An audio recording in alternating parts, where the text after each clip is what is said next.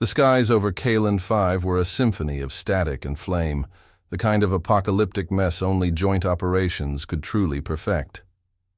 Commander Rhea Voss lay half-buried in ash, her left leg twisted under debris that used to be a drone strike marker, and her right arm clutching what remained of her rifle, mostly for emotional support. Her HUD flickered, coughing up error messages in 3 languages and an emoji she was pretty sure didn't exist before today. She hadn't died, but the Earth Union Command had filed her as vaporized with honors 8 hours ago. She'd seen the feed, broadcast on the Concord's public channel with an awkwardly timed flute solo.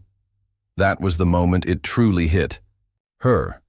She'd been betrayed by her own side because she'd questioned why the so-called cleansing operation had a target list that included medical tents and a pre-warp observatory. The air was sour with ionized metal and the smell of institutional lies. And just when she was about to give up and embrace the poetic finale of dying beneath a bureaucratic mistake, a clicking, humming, mumbling noise scuttled closer. Nix was not what she expected from a savior.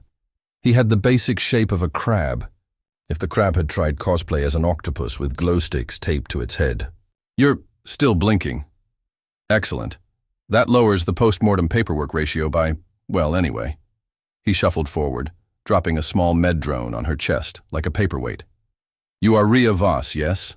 Designation, inconvenient truth. Rhea spat blood, cleared her throat with all the grace of sandpaper, and replied, That's Commander Inconvenient Truth to you, tentacle boy. He clacked in delight. Ah, sarcasm. The last remaining free currency. Nix led her, dragged mostly, through the rubble of Kalen 5's dead capital and into a buried vault he'd accidentally uncovered while treasure hunting for lost propaganda. The place hummed with silence, cold and ancient in a way that felt like the galaxy had deliberately forgotten it. In its heart lay a monolith inscribed with 1,000,000 unreadable scripts, pulsing faintly. The Index of Command. Nix bowed nervously. It logs every order ever given by those who wield power, and sometimes it answers back. Rhea staggered toward it. The index sparked as her bloody hand touched its surface, not in reverence, but sheer profanity. If you're a weapon, get in line. I've already been used by 3 governments today. The artifact didn't explode. It exhaled. A wave of ghostly commands spiraled into her mind, orders from ancient dynasties, fallen syndicates, emperors with nice voices and genocidal habits. And then silence again. Congratulations, Commander, Nix muttered, antennas dimming in dread. You're now a walking diplomatic incident. Rhea grinned, wiping her mouth. Good. That's 2 promotions higher than Earth ever gave me. The index didn't obey her, not exactly. It echoed her, amplifying everything she wasn't supposed to be, uncertain, defiant, funny, in the way that made protocol officers sweat. Her thoughts bled into the artifact, and in return, it began replaying history, orders long buried, shameful commands that hadn't seen light in centuries, now trailing behind her like spectral parasites. The Concord Ledger's sensors twitched, across 1,000 systems. Something had been activated, not reawakened, not chosen, sworn at, and that was far worse. On the orbiting relay stations, bureaucratic AIs blinked error codes that translated loosely to "oh no." Within hours, she'd gone from casualty to cosmic glitch, and by the next sunrise on Kalen 5, if anyone still tracked time here, she'd become a live anomaly file bouncing between Earth Command and Concord High Court under the tag. Possibly divine, definitely uncooperative.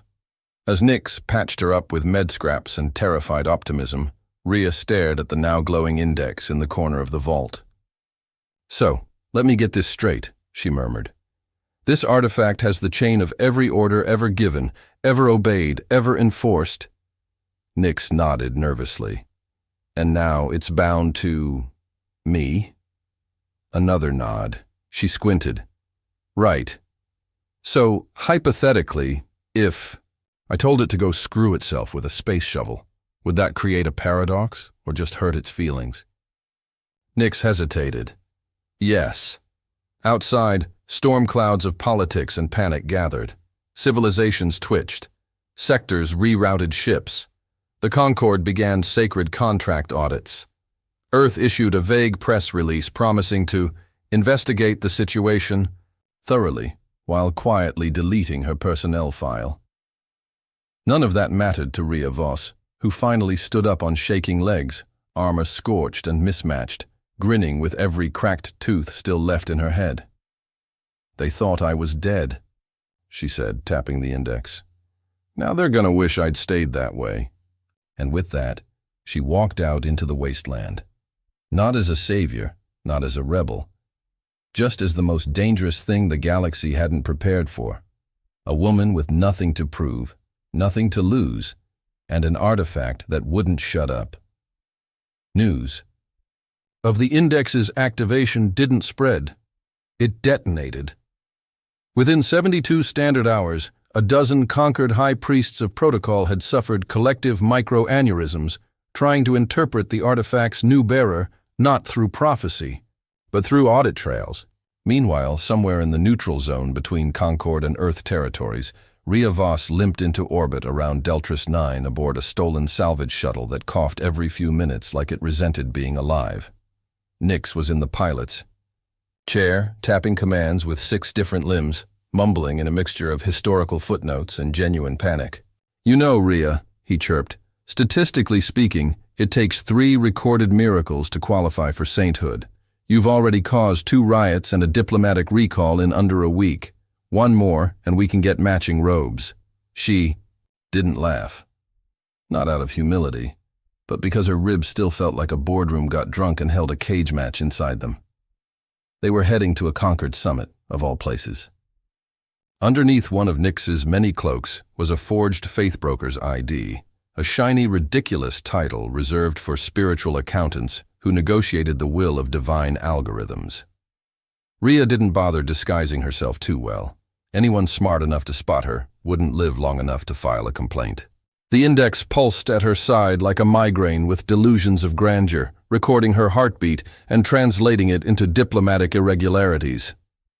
Inside the summit's ivory-stained hall, carved from petrified tax law and draped in robes of fiscal purity, the air felt pressurized by collective obedience.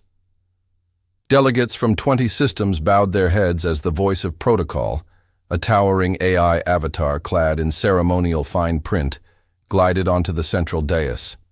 It had no mouth, but when it spoke, everyone heard disclaimers in their skulls. The Concord recognizes the sanctity of precedent and the binding nature of clause. "I hereby veto the Empire," Rhea interrupted, striding forward through shocked gasps, "in the name of common sense." And with no more ceremony than flicking lint off her shoulder, she drove her auxiliary blade into the voice's audit port. The avatar seized, sparked, and collapsed into a heap of corrupted directives. In the stunned silence, Nix leaned toward her and whispered, "I'm 84% sure that was illegal in 17 languages." She shrugged. "Then I guess I just made history multilingual." The chaos that followed was almost artistic. Armed scribes scrambled for cover. Priests with compliance tattoos wept as their god AI's syntax crashed mid-sermon. The index, now glowing so brightly it cast shadows in directions light shouldn't go, began spitting ancient conquered commands in reverse. Orders given in confidence. Edicts of war signed under duress. Punishments never meant to see the light of interpretation. By the time they reached the shuttle, they had 33 bounty pings on their heads, 4 galactic warrants, and 1 invitation to speak at a rebellion forum under the name Saint of Sanctions. Rhea's only response was to rename the ship Diplomatic Immunity and keep flying. Factions across the galaxy scrambled. Some believed she was a messiah born of protest. Others claimed she was a weaponized loophole. Pirate coalitions sent drinks and encrypted job offers. The Concord broadcast an emergency sermon declaring her an ongoing irregularity subject to divine audit. Earth Earth sent Colonel Marr, her old mentor, equipped with full diplomatic immunity, 1 kill, team, and a painfully polite demand that she surrender the artifact for unified stability. They didn't find her. Not yet. Because Rhea was already drifting toward Oblivion Bazaar, a monstrous floating station orbiting an abandoned star, constructed from theological trash and legal junk. Built by believers who stopped believing, tax evaders who spiritualized their crimes, and exiles who turned sarcasm into scripture. It was the one place where the Concorde's rules turned to static. And as she stepped into the smog-laced entry gates, beneath flickering neon signs that said, "Confess nothing, buy everything," she wasn't just a soldier anymore. She was becoming something far worse. An idea. A meme with teeth. A contradiction.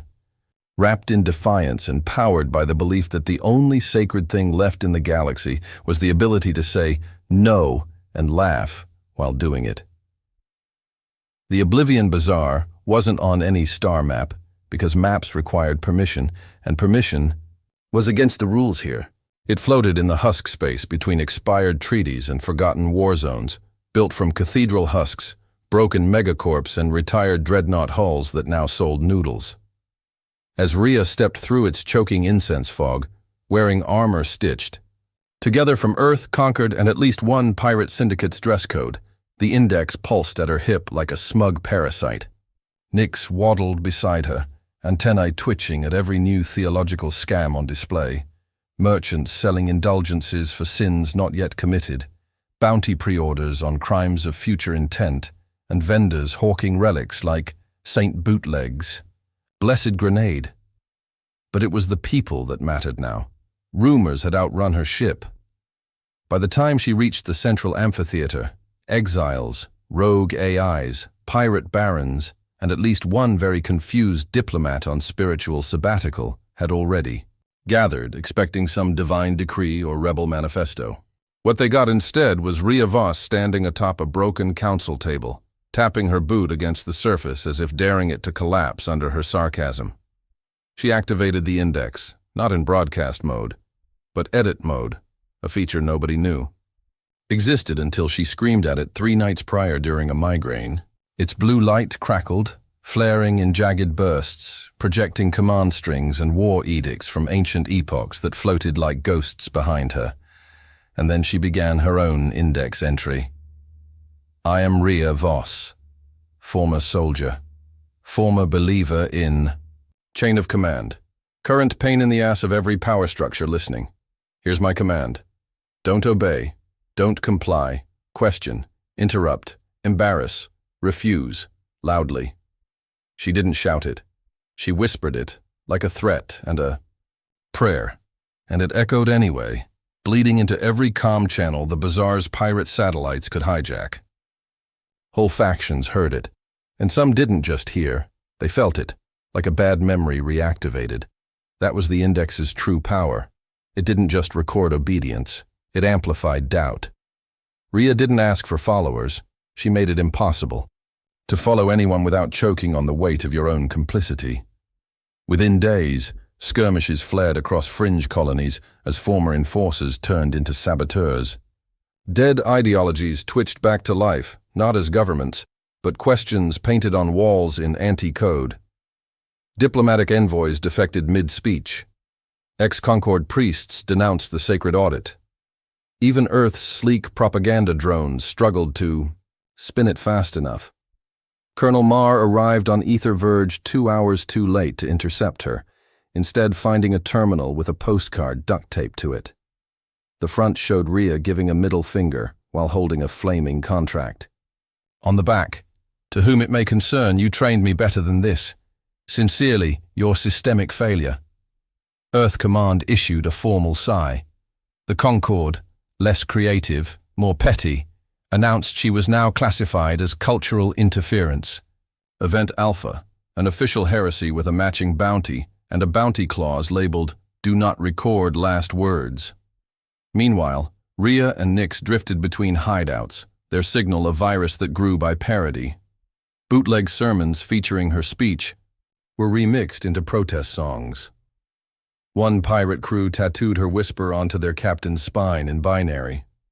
The Index, growing more sentient, or just more petty, began spitting out contradictory commands from historical warlords in her sleep, like a drunk oracle choking on hypocrisy. Rhea couldn't sleep much anyway. She didn't want to be a symbol, but the galaxy needed one, and it wasn't picky. Every time she tried to lay low, someone broadcast another prayer to Saint Rhea of the Tactical Rejection. She responded the only way she knew how, with booby-trapped communiques, forged treaties that exploded when read aloud, and one particularly well-timed signal that rerouted conquered reinforcements into an asteroid field, shaped vaguely like a middle finger. Her presence wasn't salvation. It was discomfort, contagious, unpredictable, inconvenient discomfort. And that was the point. She wasn't building a movement. She was reminding everyone what it felt like when the machinery of control glitched. When the assumptions stopped assuming, when a soldier said no and meant it with enough violence to shake an empire. The Index was no longer just an artifact. It was a relay, a mirror, a scream bouncing between lies until it became truth again. And Rhea Voss, bleeding sarcasm and wrapped in scavenged allegiances, was the accidental prophet no one could unhear. They found her on Relay Moon 7 Vex, a dead satellite wrapped in failed transmission towers and buried apologies, where old propaganda came to rot. The Concord's high command had triangulated her signal after she'd hijacked one of their sermon satellites and replaced the morning prayer cycle with a 2-minute loop of herself, laughing and calling the Emperor's tax reforms an emotional support spreadsheet. Earth Command arrived seconds behind them, led by Colonel Marr, wrapped in polished rhetoric and state-sanctioned guilt. The moon groaned under the weight of converging empires, their ships blotting out what little remained of the starlight. But Rhea wasn't running anymore. She stood at the relay tower's apex, windless and still, wrapped in her patchwork armor, each plate engraved with someone else's attempt to control her. The Index of Command thrummed at her hip, not glowing now, but vibrating like something. Coiled too tight, storing centuries of unspoken orders and unexecuted horrors. Nick stood at her side, his glow-dappled limbs trembling not from fear, but anticipation. "So," he said, his voice cracking like ancient vinyl, "end of the road?" Rhea didn't look at him. She just said, "No roads left, that's the point." Across the barren valley of dust and signal decay, Marr approached alone. Diplomatic white flagged across his shoulder, and sincerity painted onto his face like it could erase history. "You have to know what happens next," he called, as if logic could tether a storm. "There's still a way to walk away. Earth's willing to pardon. The Concord wants a treaty. We can rewrite your record, Rhea. Make you clean again." She stared at him, her expression unreadable. "You think I'm trying to be clean? Marr, I'm the mess your system's been avoiding. You want obedience in a bottle? Sorry. You got a grenade with bad opinions." And then she did what no one expected. Not Concord, not Earth, not even Nyx, who suddenly stopped breathing through half his spiracles. She stepped into the Index's neural interface and activated a function no one had ever dared use: Command Purge. The sky cracked. Not literally, but close enough. The Index opened itself like a wound, releasing centuries of hidden orders, every classified extermination directive, every suppressed mutiny, every betrayal dressed as compliance, flooding every open channel in the galaxy. The truth didn't just echo. It roared.